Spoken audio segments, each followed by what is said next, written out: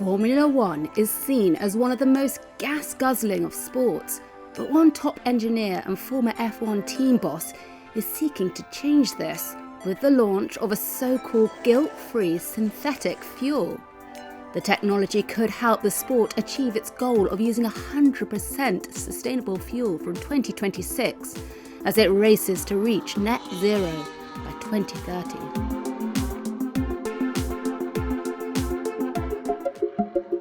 So what is a synthetic fuel? Put simply, it's a fuel made from just air and water. Paddy Lowe is the co-founder of British-based Zero Petroleum.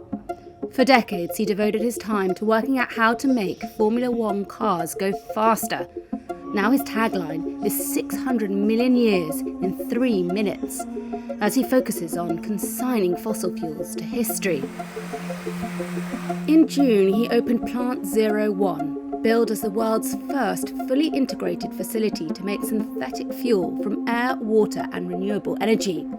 The science is based on the 1920s work of Germans Franz Fischer and Hans Tropsch, who came up with a process to produce liquid hydrocarbons from coal.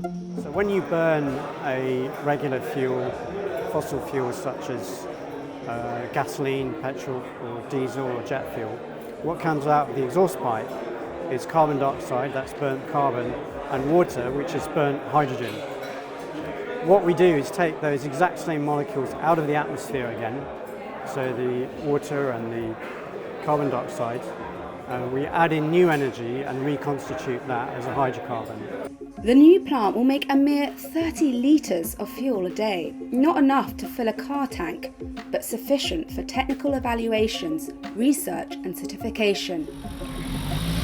Lowe sees synthetic fuels as a future not just for cars, but also aviation, shipping and agriculture, where electric is not a viable option due to weight or range.